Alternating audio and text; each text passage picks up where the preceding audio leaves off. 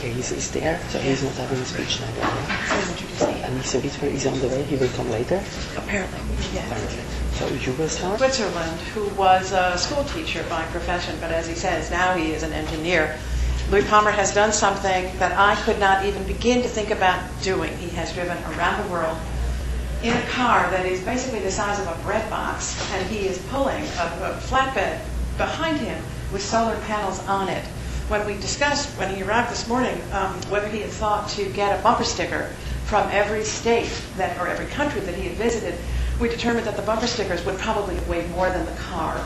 This is quite an engineering marvel that is out in the yard. I invite you all to see it. Ladies and gentlemen, Louis Palmer.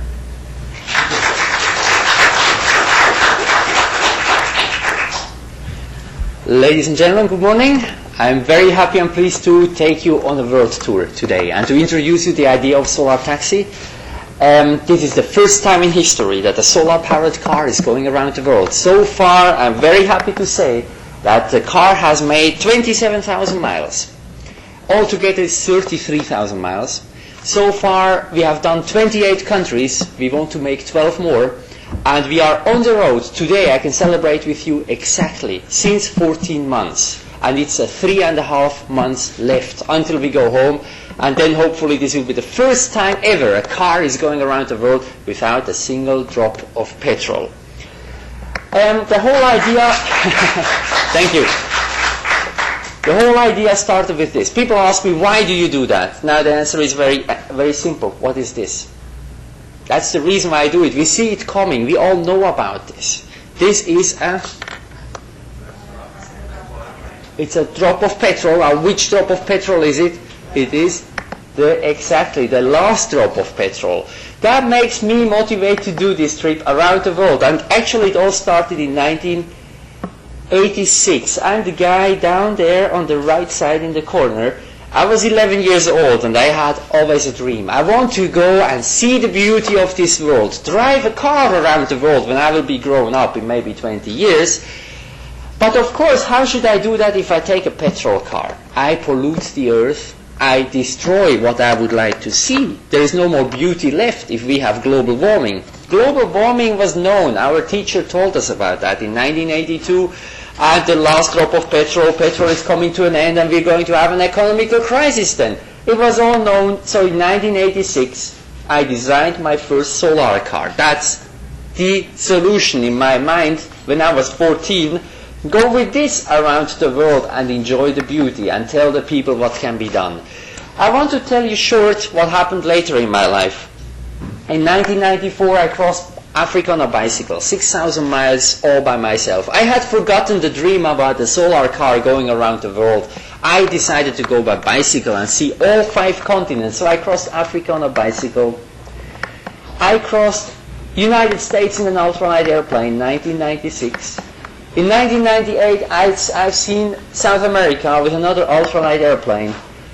I've seen the beauty of this world. I've seen all the destruction of rainforests, all the climate change which is happening, floods in Argentina, 200,000 people losing their homes, and people everywhere, in 60 countries where I've been before, telling me that the weather is crazy. Weather has changed. It's not as it used to be anymore. And in 2001, I finally figured out. I went to Afghanistan. I was the only tourist ever permitted by the Taliban. Just 2 months before September 11, I was there.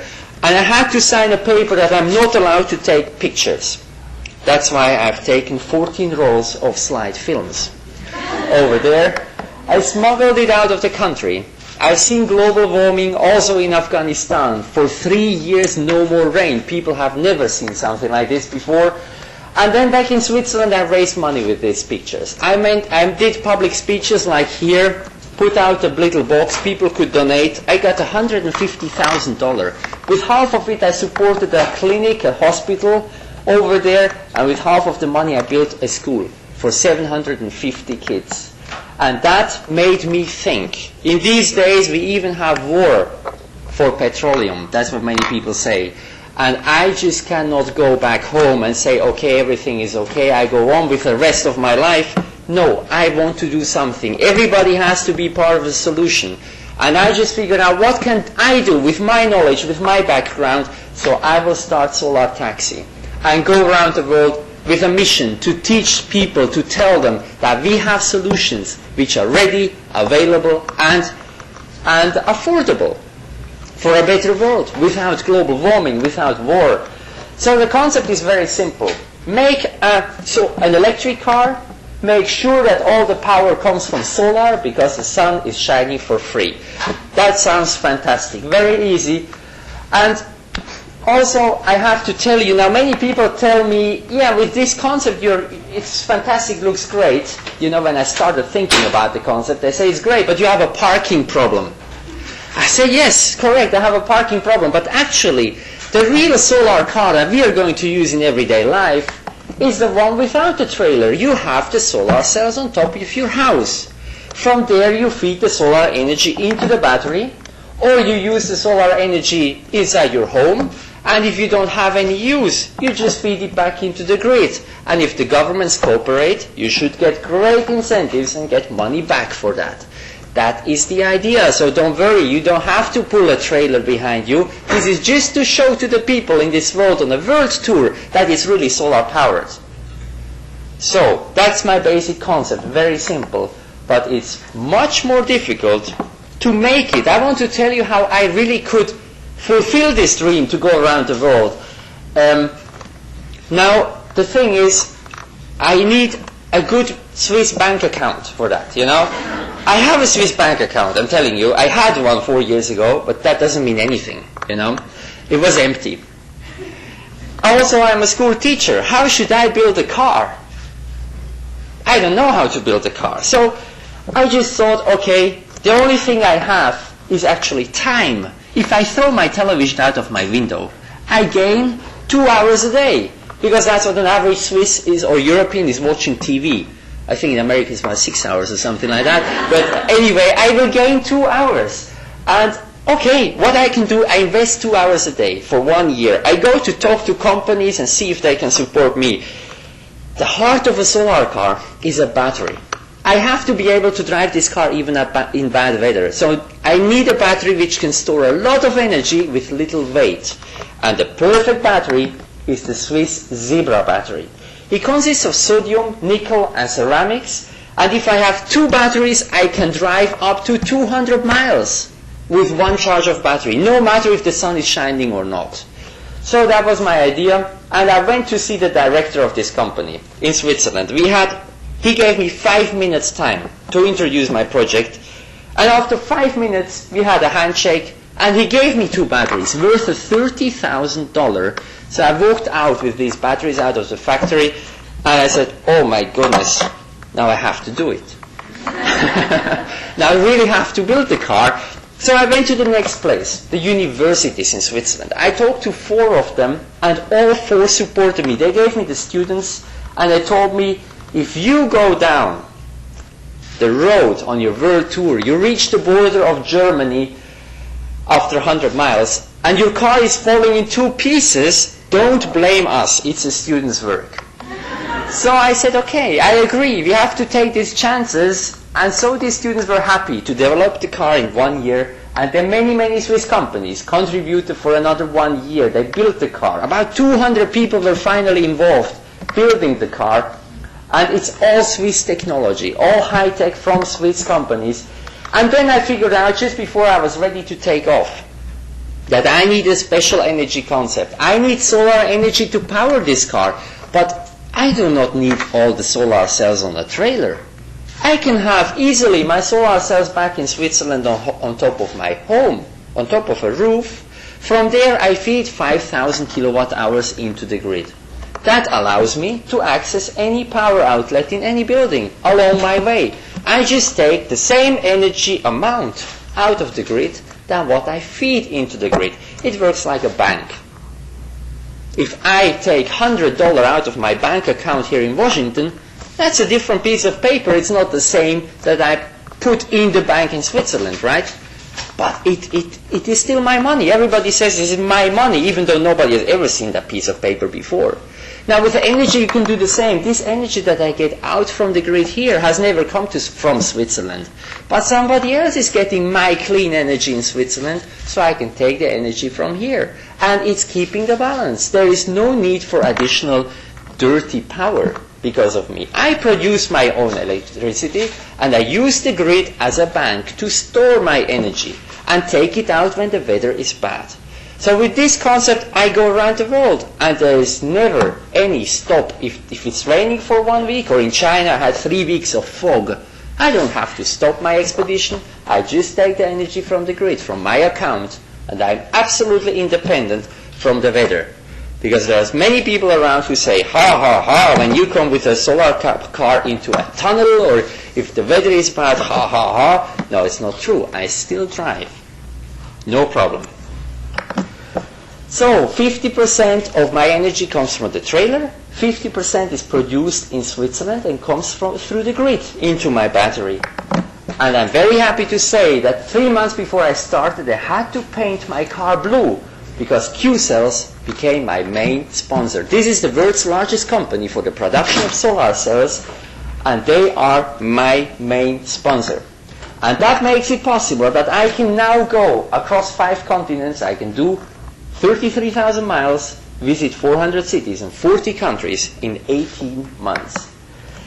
I also have to tell you I'm not alone. I have a chase car with me, an ordinary stinky Toyota, with my filmmaker Eric, Frank, Heinz sometimes, and Thomas, who's all the time with me. These guys take care of the car. We make a documentary, and they are now having a good time and sightseeing in Washington. I had to give them a day off today, so they're not here. This is the car, that's how we drive, but most of the time the support car is not with me. They're somewhere else. So, this is the tour so far, from Switzerland all the way down to the Middle East, India, Indonesia, New Zealand, Australia, through the Far East to Korea, taking the boat to Vancouver, go down to San Diego, and now I'm on the way back to the East Coast to Montreal. Let me tell you something about the world tour. This was the start, 3rd of July 2007 in Switzerland. Completely a drive into the unknown. Nobody knew if I will ever be supported by the people, because I need support. This is a people's project. If people along the way are not supporting me, I will run into troubles. So I have a little button on my homepage that people can invite us. They can give us a safe parking or even a place to stay. And I'm just surprised how much attention this whole project has drawn. I get emails every day from all over the world. People want to support me, whatever they have to offer. And that's just great. In Berlin, I met a couple. They even wanted to get married in the solar taxi. And then we went to Czech Republic. There, the Electric Vehicle Association was waiting for me. They have 3 members. We had a lot of fun. And then even United Nations were calling me up from Vienna. And they said, hey Louis, come and have a presentation at the headquarters. So I was really honored that I could not only have a presentation, but then the director invited me and said, hey Louis, come to Bali. We have the World Climate Change Conference in 5 months from now, and you must be the official taxi taking the 200 ministers around. Wow, so that was a big honor for me, but I'm telling you, so far up to then, I didn't really know which way to take. I know the roads around the world, but I didn't know where the people are who invite me. That's actually a place I go to. So now I knew I go to Bali. And that's the way to Hungary, Romania, Serbia. And let me tell you one little example. What actually are we doing? We always make PR. We go to the press and to the media. And we show through the press and media, through visits at universities, we show to the whole world that, hey, global warming can be stopped, electric cars are available, solar energy is available, we have the solutions. And for that I get a great support from the Swiss embassies and consulates, like I do here in Washington as well. And you see, this is the press conference that we usually do. And this is an example how it was in Sofia. We usually go and see the city people, the city mayor, or important political people. So even this afternoon I'm going to meet about 10 lawmakers here in Washington. Here it was Mr. Borisov, the very famous city mayor of capital city Sofia. It was an honor for me to talk to him for half an hour that the air is bad in Sofia and we have solutions to stop that. And as you can see, he was very interested. So I took him outside and I showed him the car, and that's what we usually get. Media coverage all over. In every country where we are, we leave the footprints behind. People know that we are there, and that is just fantastic. I call this car a taxi. You know why? Because I take people with me. So far, about 1,000 people have been traveling with me, including this lady, Elvica. She's working for the Swiss Embassy to translate sometimes something. So she asked me if she could drive the car. And I said, of course, no problem. You know, my steering wheel, you can just shift it to the other side during the drive. And then so she took over and she drove really fast between all the buses of Sofia. I was amazed to see that. Wow, she's a good driver. I've never seen something like this. And then when she got out, she said, hey, Louis, I'm so excited. Thank you so much. Now I can tell everybody that the first car in my life I ever drove was a solar car. So you see, we meet all kind of people. Then we went to Turkey. And I was so happy. The car is still working like a Swiss clock. No breakdowns at all. But when we reached Syria, just after the border, big crash. A car from behind hit the solar taxi. And the next day I was joking with the transport minister. I said, haha, you know, nothing happened to the solar taxi, but the other car was pretty much destroyed. And he had a shock. He said, hey, Louis, this should never happen again. I will give you police escort. So all the way across Syria, I was escorted by the police. They cleared the road, everybody on the side. And that was big fun. Then Lebanon. This country was destroyed by war just a year before. It was a big challenge to go there, but I trusted nothing will happen.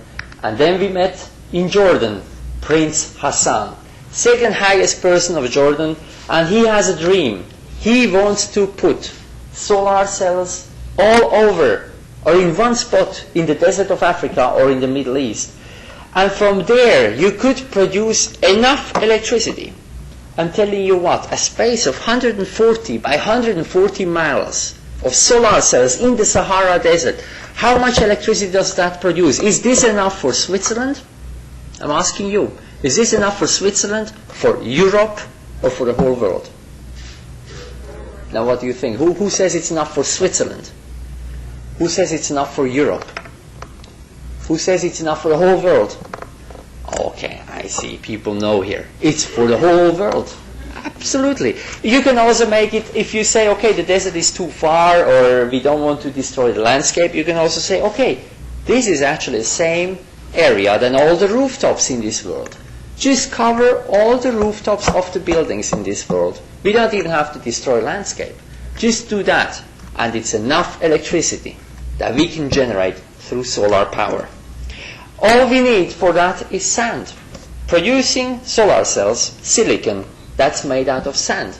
And there's never ever, I'm promising you that, there's never ever going to be a shortage of sand. The next country is Saudi Arabia. And I wanted to go there. It's petroleum country number 1.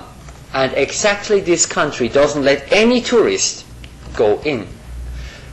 Visit the country was not possible, but I had the contact to the Swiss Embassy, so they could talk to the ministers, and finally we just had to wait. We had to wait 3 weeks at the border to Saudi Arabia, and finally King Abdullah decided to give us not just a visa, but also a police escort and very motivated policemen, so we could go across the country. And these policemen were reading the newspaper during the drive, but they were also making sure that nothing happens to the solar taxi.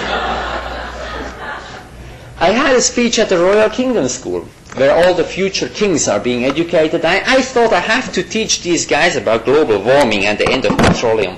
What a mistake. They already know about it.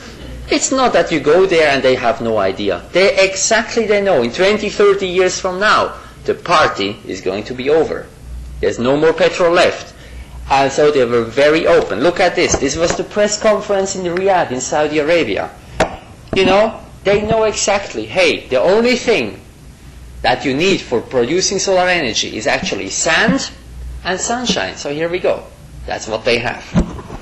And I show you now the next place. That's Dubai. If you're asking where is my money going from the gas station, then I tell you the answer. Here it is. Go to the Emirates. Here your money is finding a good place in the middle of the sand. That's where people can afford bigger cars if the car is too small. But solutions to stop global warming, I haven't seen. Not in this place. So I took the boat and traveled from these skyscrapers all the way to India. And this is the most dangerous country in the world. I can tell you, 80,000 people die in traffic accidents, even though only 1% of the population owns a car. It wasn't a big miracle, even we had a crash. Somebody bounced into my trailer, and it was the second car that I had destroyed. It's a crazy and fascinating country. We met Dr. Pachauri, Peace Nobel Prize winner, together with Al Gore for climate change. And I was so happy after 35 days getting out of India. That was really dangerous into traffic there. And then finally we made it on time. I couldn't believe it. We made it to Bali, to the World Climate Change Conference. And my taxi got the media attention of the whole world. That was crazy to see. In every country of this world, I googled it up, we had media reports. That was amazing to see. We reached hundreds of millions of people through the press and the media that this little car has come down to Bali. We had the ministers in the car, like opposition leader from Canada, Peter Garrett from Australia, Bianca Jagger, ex-wife of Mick Jagger, she took some driving lessons, and even Michael Bloomberg, city mayor of New York. And some people were hiding, they didn't want to be known. Everybody was listening what's going on in Bali. That was a big event for the future of our planet. And I was so happy we could be there. And I was very happy we met this boat. Another boat was there, and that was Greenpeace, Rainbow Warrior. They invited us for a long ride down to New Zealand.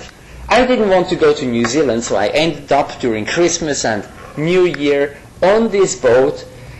It was big fun, this whole tour between the volcanoes of Indonesia, but I have to tell you it was the most difficult time maybe in my life, because for 4 weeks I was seasick.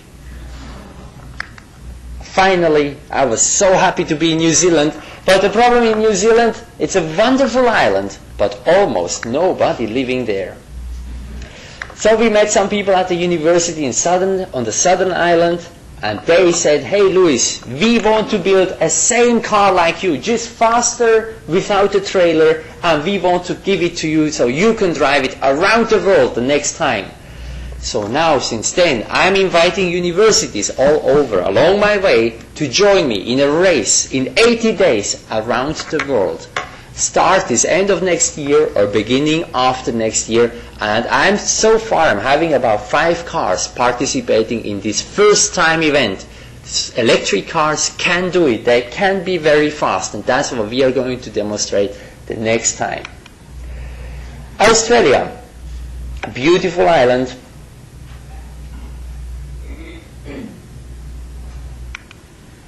And a lot of awareness for global warming amongst the people. They tell each other, hey, plant trees or don't drink any more milk because the cows are causing gases which are not good, the methane for the atmosphere. So it was great to see this awareness, these people's movements in Australia. But on the other side we have the government in Australia, which is very big in coal. This coal is going all over in the world, especially to China. They have big reserves.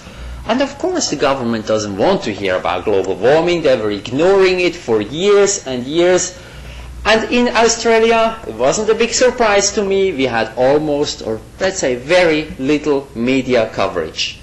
It's kind of not allowed to talk about solutions. I was really surprised and disappointed about this country. So we got out from there, drove through the Nullarbor Plain as soon as possible. And the contrast couldn't be even bigger. We got to the Far East, where there is no big reserves for petrol or coal. So the reception that we got there was just so much different. Look at this, for example, in Thailand. The biggest shopping center invited us. All the media of Thailand was there. professional events around solar taxi, meeting the biggest universities and having ministers in the car, being on the front page of newspapers, and even in the late night show talk of Thailand. That was really amazing to see how much interest these countries have in solar energy, and they want to develop as we are, but they exactly know if they go with petrol, they will have a problem in the future. So they want to develop new things. My problem was China. China needed a 3 months prior notification. So I had to tell them exactly which day I'm going to be there, what time. If I don't reach that time, I have to reapply and wait another 3 months. So just before reaching China, the mountains of Laos appeared in front of me. I couldn't believe my eyes. It was like China would be thousands of miles further away, and I may not be able to make it to China. Bad roads, high mountains, but somehow it's a Swiss car. It simply likes the mountains. And I made it on time, on the hour, after 3 months of prior notification. I made it there. It was unbelievable for me, and that was the most amazing country I've seen. We don't know a lot about China if we really don't go there. And I was just amazed to see how excited these people were about electric cars and solar energy. And I was so happy I could go back on the highway. So every time I went to the highway, there you must go to the toll gate. And you must pay some money. And this lady, the first one, she was so excited. She asked me, "Hey, is this an electric car?" I said, "Yes, of course." She said, "Oh, wow, it's not allowed." So I had to go over all the mountains again, and not on the freeway through the tunnels and over the bridges, on terrible roads with all the local traffic. But still, solar taxi could make it. I had to be every day on the spot, which I had indicated to the government, but I could not take the freeways. That was a problem. But the beautiful thing about China, look at this. Every building, I would say almost every building, has solar warm water installations on top of it. It's amazing. For a whole house, if you have a house here in Washington, you want to power it with solar warm water, an installation in China costs you $200. The whole thing, complete. And you can save all the money for oil to heat up the water. So China is really leading the way for renewable energies. There is no other country producing so many solar cells. And I have to tell you, I'm going across Europe. I see some installations, not many. I go through the US, I don't see any. And I go through China, and they show us how it is. They show us the right way. It's amazing to see.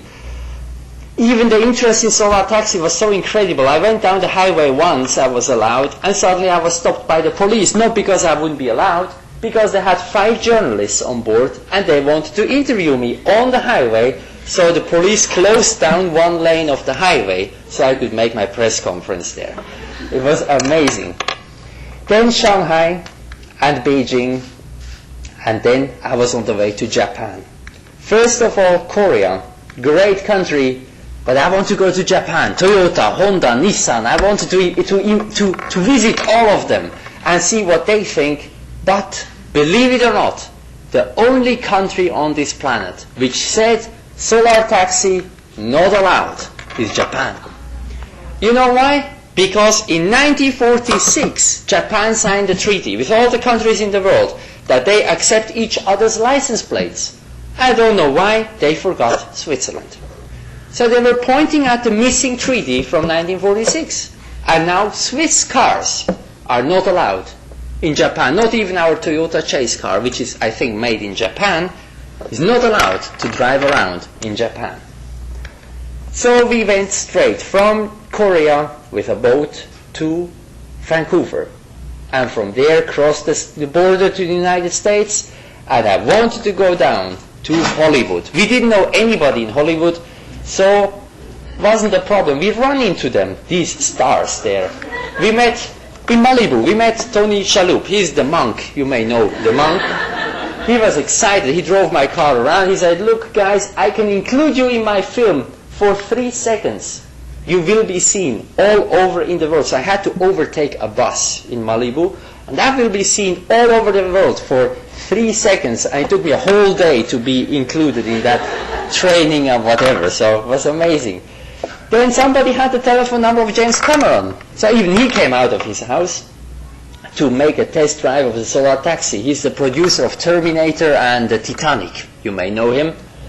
And then this guy invited us to Burbank, to Los Angeles. He wanted to see the solar taxi in his garage, and I thought, yeah, well, maybe he has 10 minutes time for us. Hey, he spent 3 hours with us. It was a big honor for us to see Jay Leno.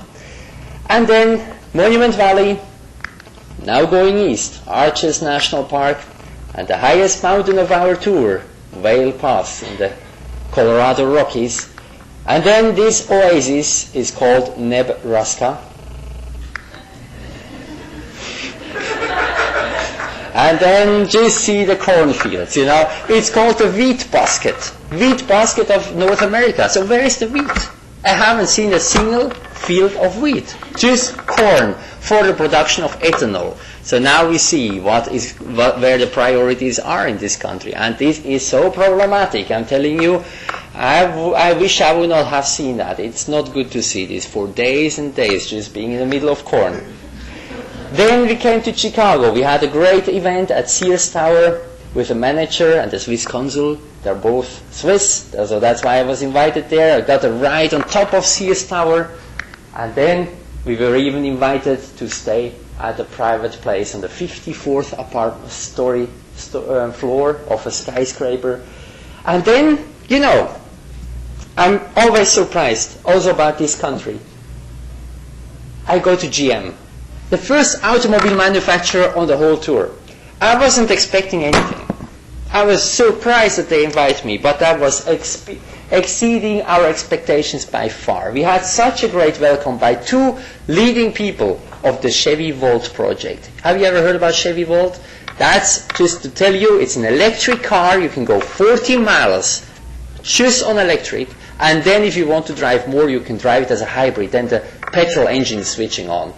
And they are now very busy making it the incredible possible. Within a few years, they want to develop this completely new technology and put it on market end of 2010. You will be able to buy the first electric car which should be mass-produced, and that's what we need. And also this is coming from this country. I'm really surprised. It's good to see. That was really a sign of hope to talk to these people who have destroyed the electric cars just a few years ago, but I have to tell you, those were different people. Now they have people there with a completely different mindset, and they have to fight within GM.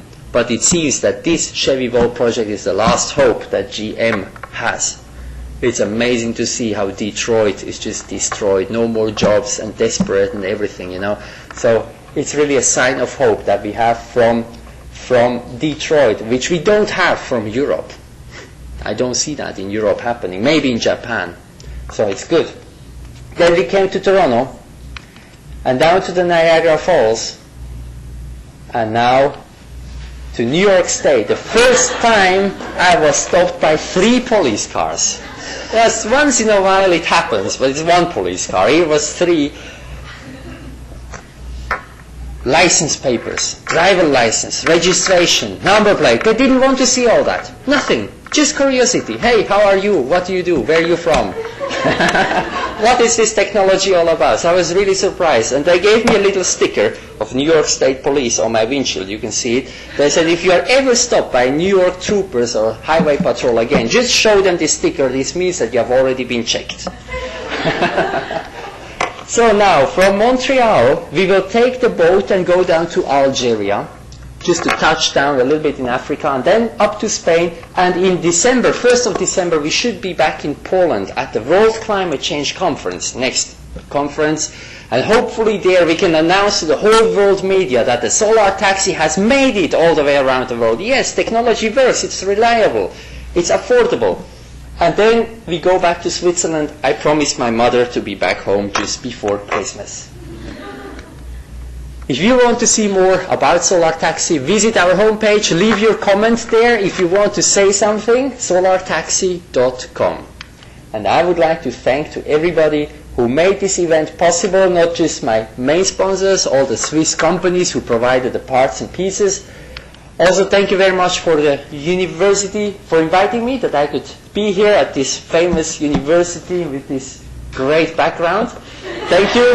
And thanks for the Swiss Embassy. Thank you very much, Mr. Witwer and Mr. Prince and the whole team for organizing all the events that we had here in Washington. We have a great time.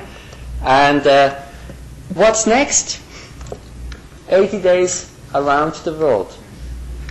That's the plan, with cars from all over the world, because that's the reason. Thank you very much.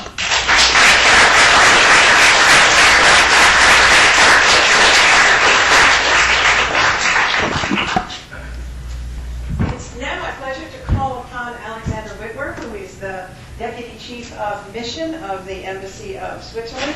You should feel right at home, Mr. Witwer, here in the law school's moot courtroom. I know you are a lawyer by training and a diplomat by profession. So, ladies and gentlemen, Alexander Witwer. Thank you very much, Mrs. Clark. It's a pleasure to be here. Thank you very much for the welcoming hospitality in such a prestigious environment. For me, it's a special pleasure as a lawyer to be here. Not as a lawyer.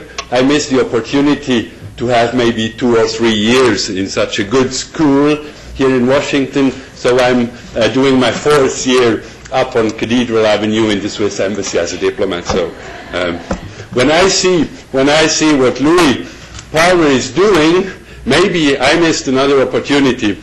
That is so good that I skipped my introduction because he was so interesting, and it was much better than the few words I'm just addressing, to thank again for this very nice opportunity. We will just open up then questions and answer. I'm proud, and on behalf of the Embassy of Switzerland and Switzerland, to welcome and to have such a citizen with us here in Washington, D.C., who is traveling around the world in all the cities. You didn't have police today, I think, so far, but I think that's fair enough.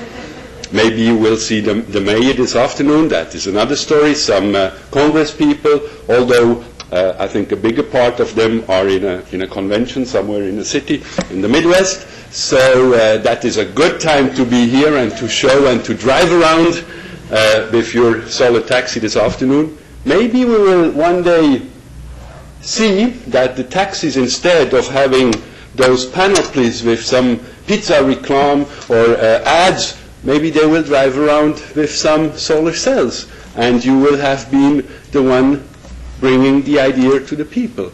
I'm happy to see you here, and thanks again for this marvelous pictures from around the world. For a diplomat, it's very nice. For a taxi, I think it was quite a challenge.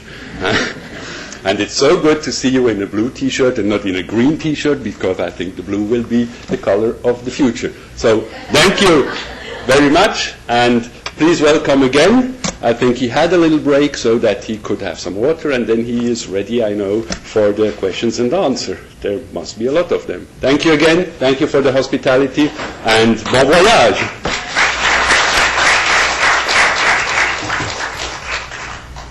Thank you, Mr. Witwer, for your kind words.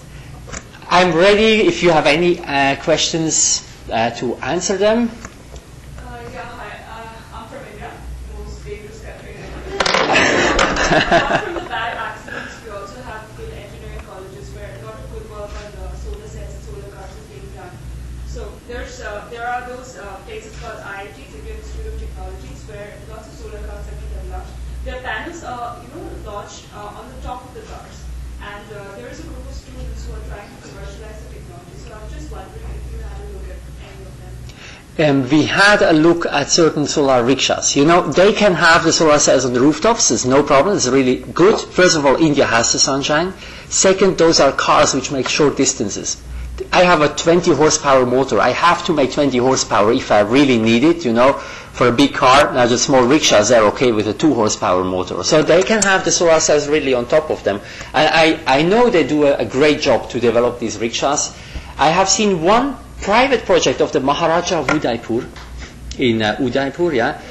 I have not seen the other institutions. I've been at TERI in New Delhi. I've seen the Somaya College in Bombay, so they had no such things, and unfortunately, I missed the south, Bangalore, Chennai, Hyderabad. I guess it's maybe rather in that area. Yeah, actually, in New Delhi also there is this place called Chemistry of Technology Delhi. There are a couple of students in fact who develop solar cell and car technology, and they are looking for funding with nothing is happening as yet. Yeah. But what I have to admit, what was really great and fantastic in India is LPG, natural gas used for cars. The air was terrible, I was told 10, 20 years ago in New Delhi or Bombay. Now all the rickshaws and taxis have converted to natural gas. I'm not saying natural gas is any solution, it's a solution. It's 20% less CO2 maybe, but it doesn't stink anymore.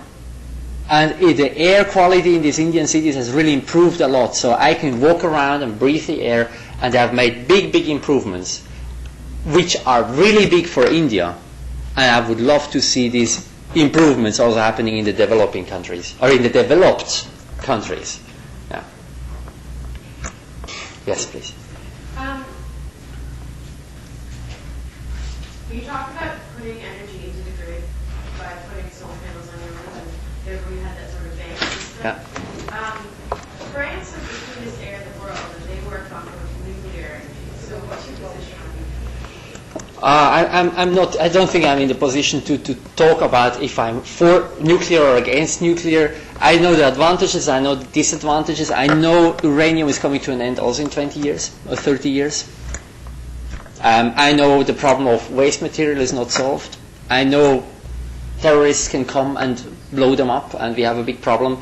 These are all disadvantages. Advantages is it's quite CO2 free, apart from the mining and digging for uranium, which is very energy intensive. I know another problem we discussed in Switzerland. Switzerland also wants to maybe add one more nuclear power plant. Not the government doesn't want it, but the companies want it, the electric suppliers want it.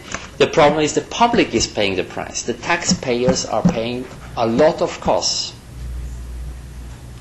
So it looks like they are cheap, but actually everything or a lot the governments are paying for these installations. And they're not cost effective if you take everything into consideration, the whole risk which is involved.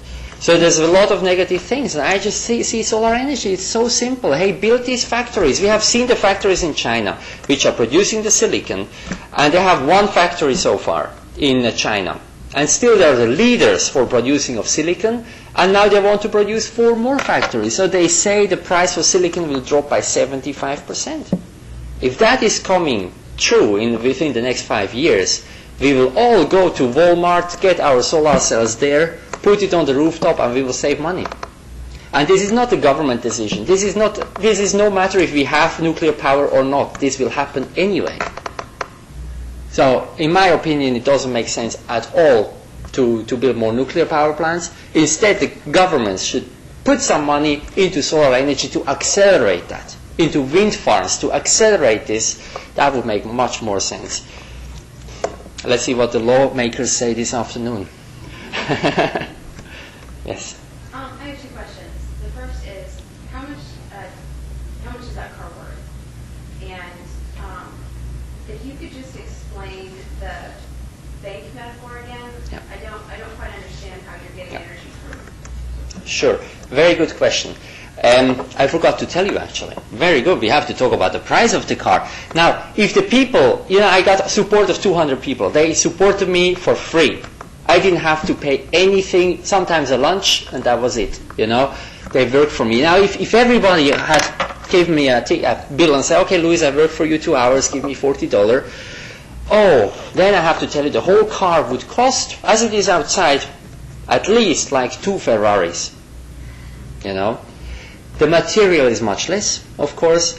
But the interesting thing, if we go into mass production, just with a taxi, without a trailer, you buy the solar panels. Apart from that, you decide how much you need. You just need an electric car, actually. This solar taxi, in mass production, let's make parts in India, let's make parts in China, as the industry works today, we can bring the price down easily in the shop for $10,000. That's all possible. And then you feed the car from the grid for $1, and you drive 100 miles a day. You can save a lot of money. And then the second question that you were asking about the grid concept, it's very simple. I have solar cells in Switzerland. They feed solar energy into the grid. Now that's like a big bank where money is coming together, or now it's energy. And everybody is putting a little bit in, everybody is taking a little bit out, right? And I say if I take something out, but I take exactly the same amount out than what I produce and feed into the grid, which is clean, then it's my energy. And it doesn't matter where I am in this world. Somebody is getting my clean energy. No, that's for sure. It will be consumed by someone. And that person can say, whoever is getting my electrons, he's not polluting the air. So then anywhere else in the world I can go and get some energy out. And it doesn't matter where that energy is coming from, but I know it's my energy because the same amount I have given into this bank. Right? So I take it out. I have 5,000 kilowatt hours that I produce. For the whole world tour I need about 3,000 kilowatt hours. So I take much less than what I really produce. And then I'm climate neutral, and that's the concept of the future. We have to use the grid for the electric cars, and we are able to produce this energy climate neutral and without any pollution. And one solar panel, you said there are how many solar panels on your trailer?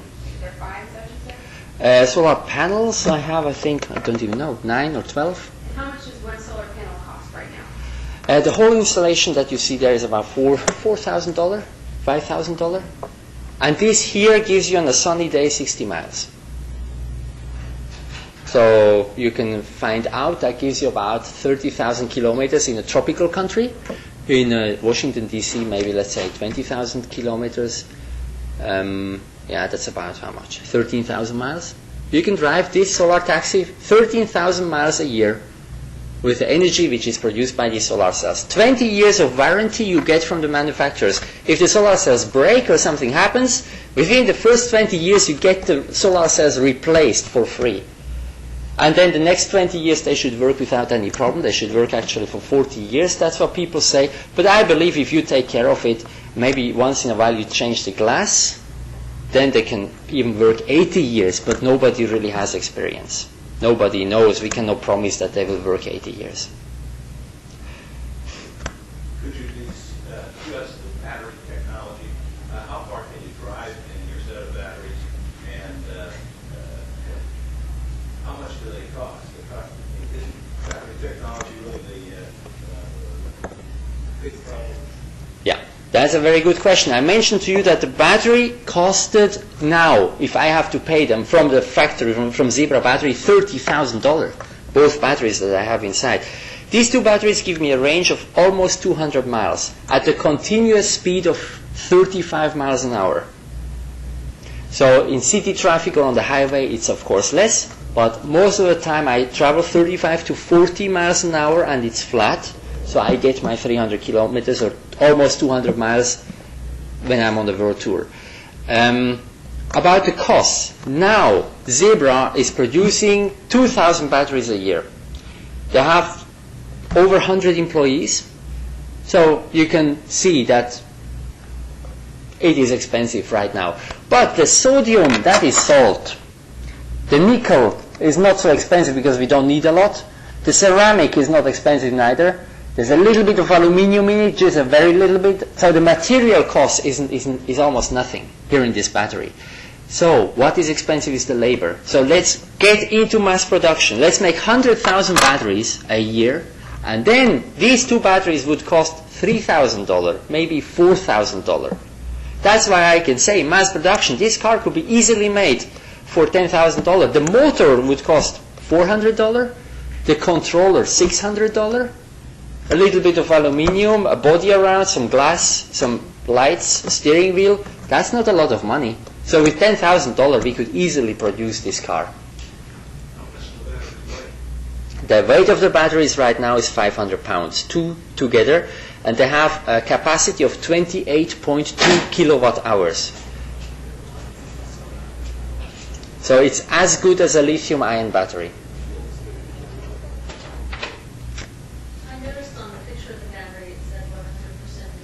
Yeah. So does that mean that once the battery's life is over, there's not going to be any waste product? Exactly. I have in my contract that I signed with Zebra that everybody signs, you must bring the battery back to the company when it's broken or when it doesn't work anymore, and they take care of the recycling. And you can recycle ceramics, nickel, salt, everything goes into the new battery. Yeah. And no acids in it, nothing like that. You can crash into a tree or whatever, nothing happens. There's no hazardous material in it, yeah. Some questions are concerning safety. I know it isn't a three-wheel car, and do you think it has promise for passing safety standards? Of course, yeah. You know, for me, the most important thing is just go around the world and not crash zones and whatever, you know. This car as it is here will never go into mass production, never. People ask me for plans. Hey, I want to build this car as you did. I don't give the plans because the safety is not a big issue in this car, you know. But hey, making it safe, that is not a problem. It was just not one of the works that the students had to do for this tour. And I can even tell you, we can make this technology, we can implement in a 4-seat car, we can implement it in a 4-wheel car. It's all possible. But for a world tour, making it cheap, 3 wheels, 2 seats, that was enough. You didn't go to Russia? Yeah. You did? No. Why not? I have 2 choices. Either I go to China from Europe on the north through Siberia, or I go through 20 countries in the south. Russia is 1 country. Otherwise, I have 20 countries. So, How much the sun is shining? no. It's really what I do is communication and PR and teaching the people. Russia is 1 country I can teach. I have 1 press conference in Moscow and then little ones in the countryside. Otherwise, I have about 20 capital cities if I go on the Silk Road through India and the Muslim world. So that was very clear for me that I will not go through Russia. Yeah. Mr. Palmer, thank you very much for coming. It's a pleasure to hear you speak. I'm wondering, you're very optimistic, you're very upbeat. How many times were you told you couldn't do it? How many times were you told, we're not going to give you money? How many times were you said, this is impossible and you should? Swiss people are very polite people. They never tell you you cannot do it, you know. So I've never been told that, and I just show all the time what I've achieved already. With the ultralight airplane, many people told me, you're crazy, you're going to crash. Of course I crashed many times, but I survived. So I know what can be achieved, what can be done. And I've never been this demotivated. And of course, I have contacted 400 companies in Switzerland to get some cash. And finally, I got the cash from Germany, from a solar cell manufacturer. But it was obvious. I mean, Switzerland does not have solar cell industry. We produce chocolate bunnies or Swiss Army knives. That there is nothing to do with a solar car, you know. But once I contacted 5 solar cell companies in Germany, one of them invited me immediately. I got the contract within 2 weeks. So it's just a matter of, it was maybe a mistake of mine to believe that the Swiss companies which are producing other things will be happy with a solar car. Just go straight to the solar industry. That's where the money is today. And they have a strong interest in this. Can I take some more, or are we running out of time?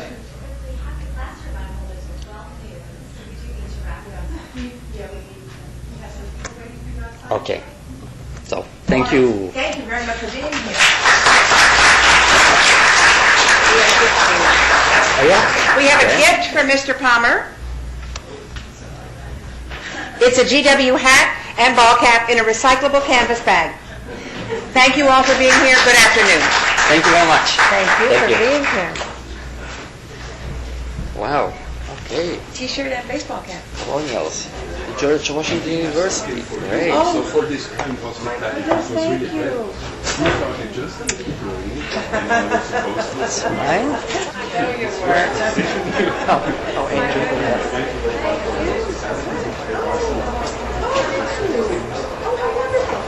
Oh, I see top of Oh, my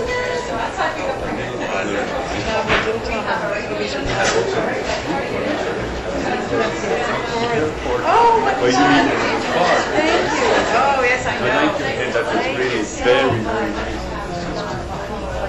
So it's here. Oh, gosh, he what a wonderful vision. He does have a vision, doesn't he? Oh, my goodness. Yes. Oh, it's remarkable.